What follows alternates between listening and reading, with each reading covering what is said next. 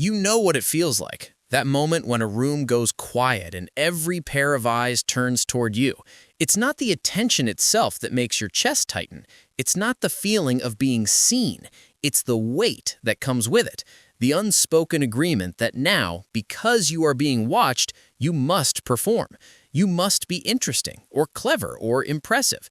You must deliver something that justifies the space you're taking up. And in that split second, your mind goes blank. Not because you have nothing to say, but because the expectation has just rewritten the rules of the game. You've probably spent years telling yourself you're shy or introverted or that you simply don't like the spotlight. And maybe that's true, but there's something more specific happening beneath the surface, something that gets triggered not by being noticed, but by what you believe happens next. You don't freeze because the camera's on you. You freeze because the camera expects you to be someone worth recording. This is the difference between visibility and expectation, and for many people, they are not the same thing at all. Think about the last time you were alone. Maybe you were driving, or cooking, or lying in bed at night. In that space, with no one watching, you probably had thoughts that felt clear. You might have imagined conversations where you said exactly the right thing. You might have rehearsed a story you wanted to tell, and in your head, it landed perfectly. You were present, you were articulate, you were even witty. There was no resistance. Now, think about the last time you were in a meeting or at a dinner with new people or standing in front of a group and someone said, "What do you think?" or "Tell us about yourself." And suddenly, the version of you that existed in your private thoughts felt unreachable. The words you'd rehearsed felt hollow. Your voice sounded foreign to your own ears. You gave a shorter, safer version of what you meant. And afterward, you replayed it, thinking, "Why did I say it like that? Why couldn't I just be myself?" That gap between who you are when you're alone and who you become when you're expected to perform is not a sign that you lack confidence. It's a sign that your brain has learned to treat expectation as a threat, and it's been doing this for a very long time. What we call stage fright, social anxiety, or even imposter syndrome is often, at its core, a hypervigilance toward expectation. The moment you sense that someone is waiting for you to be a certain way, your nervous system interprets that as a demand. And if you grew up in an environment where demands were unpredictable or where being seen came with strings attached, your brain learned to associate visibility with risk. This is not a flaw in your personality. It is an adaptation, a survival strategy that made sense once, even if it no longer serves you. Your brain is not trying to sabotage you. It is trying to protect you from the possibility of being judged, rejected, or found insufficient. The problem is that it's using an outdated map to navigate a world where you are no longer in danger. So let's look at what's actually happening inside your brain when expectation enters the room. There's a network in your brain called the default mode network. It's active when you're at rest, when you're reflecting, when you're lost in thought. It's where your sense of self lives. When you're alone and comfortable, this network hums along quietly, allowing your thoughts to flow without interference. But when you become aware that you are being evaluated, another system kicks in. The brain's salience network starts scanning for threats. It pulls your attention away from your internal world and locks it onto the external cues: faces, tone of voice, posture, silence. This is a useful system if you're being chased by a predator. But if you're trying to tell a story or share an idea, it becomes a kind of interference. You stop listening to yourself and start listening to the imagined voice of expectation. And because that voice is often harsh or demanding or impossible to satisfy, your mind scrambles to find the right answer, the perfect phrasing, the version of yourself that will meet the moment. And in that scramble, the authentic version of you disappears. Here's a metaphor to hold on to. Imagine you are in a room alone, playing the piano. You play softly, experimentally. You make mistakes and laugh them off. You improvise. This is you in your natural state. Now imagine someone walks in, pulls up a chair, and sits directly in front of you, waiting. They don't say anything. They just wait. Suddenly, your hands feel heavy. You try to play the same notes, but they sound different. You worry they're judging your technique. You start playing safer melodies. You stop improvising. You forget why you even enjoyed playing in the first place. The music didn't change. What changed was your relationship to the music, because now it had to be good enough for someone else. This is what expectation does. It moves you from a state of exploration to a state of performance.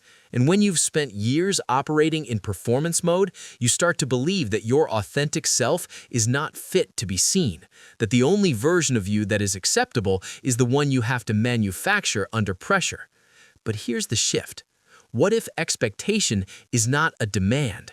What if it's just an invitation? What if being seen is not a test you have to pass, but simply a space you get to occupy? The work of untangling yourself from expectation is not about learning to perform better. It's about teaching your brain to distinguish between being watched and being evaluated, between visibility and judgment. And that work happens not in the moment of pressure, but in the quiet moments before and after. So let's walk through a framework, not steps to fix yourself because you are not broken, but principles to help your brain recalibrate. The first principle is to separate attention from outcome. Most people, when they feel attention land on them, immediately imagine the consequence. If I speak, I might sound stupid. If I share this, they might think I'm strange. If I'm seen, I might be rejected. This is the brain's predictive machinery running a simulation based on past experiences. But what if you could train yourself to simply notice the attention without running the simulation? In cognitive behavioral terms, this is called decoupling. You separate the stimulus from the automatic thought. One way to practice this is in low-stakes moments. When a cashier looks at you, when someone holds the door, when a colleague glances your way. In those tiny moments, practice feeling the attention without attaching a story to it.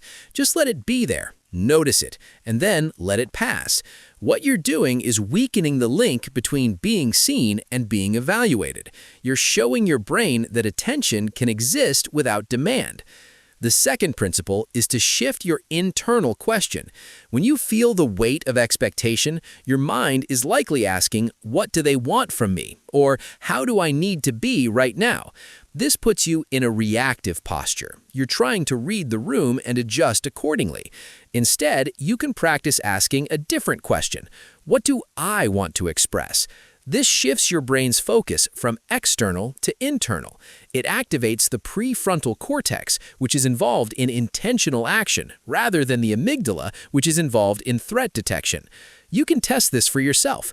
The next time you're in a situation where you feel expected to speak, pause for a breath and silently ask, "What do I actually want to say right now?" Not what would sound smart, not what would impress them, just what feels true in this moment. The answer might be simple. It might be a short sentence. It might even be, "I'm still thinking," but it will be yours. And that small act of claiming your own voice, even imperfectly, begins to rewire the association between visibility and danger. The third principle is to practice being seen while doing something low stakes. One of the reasons expectation feels so heavy is that we tend to only experience visibility in high-pressure moments. Presentations, job interviews, first dates, social gatherings where we feel we have to perform. But visibility happens in 1,000 smaller moments, and you can use those moments to build new neural pathways. Try this. Next time you're with someone you trust, share something unfinished, a thought you haven't fully formed, a story without a punchline, a feeling you haven't named yet. Let them see you in the middle of your process, not just at the polished end. What you're doing here is exposure therapy. You're showing your brain that being seen does not require perfection, that you can be witnessed without performing. And each time you do this, you widen the window of what feels safe. The fourth principle is to externalize the expectation. When you feel that pressure, it's easy to assume it's coming from the people around you. But often, the harshest expectation is your own. You have internalized a voice that demands you be impressive, articulate, and likable, and you project that voice onto others. So one useful practice is to ask yourself, is this expectation coming from them or from me? This is called cognitive distancing. You step back from the thought and observe it as a thought, not a fact. You might even give it a name. There's that voice again, the one that says, I have to be interesting. That voice is not the truth. It's just an old script, and you can let it speak without obeying it. The fifth principle is to redefine success in moments of visibility. Most of us walk into situations where we might be seen with a hidden definition of success. I need to come across as confident. I need to say something memorable. I need to not mess up. These are outcome-based goals, and they guarantee anxiety because you cannot control how you are received. Instead, you can define success by process. My success in this moment is that I speak my truth. My success is that I stay connected to my own experience. My success is that I let myself be seen without abandoning myself. These are goals you can achieve regardless of how others respond. And when you shift to process goals, you take your brain out of threat mode and into engagement mode. You stop scanning for danger and start participating in the moment. Let's bring this together with one mental model. Imagine your mind is a house. In the back, there's a room where you live when you're alone. It's messy, it's real, it's where you think freely. In the front, there's a room where you receive guests. Over time, you've learned to rearrange the furniture, polish the surfaces, and hide anything that might seem out of place every time someone knocks. The work is not to demolish the front room. The work is to realize that you don't have to redecorate every time someone shows up. You can simply invite them into the house you already live in, not the polished version, the real one, the one that breathes, that stumbles, that thinks out loud. And when you do that, expectation loses its power because you are no longer trying to meet a standard. You are simply sharing your experience, and that is something you already know how to do.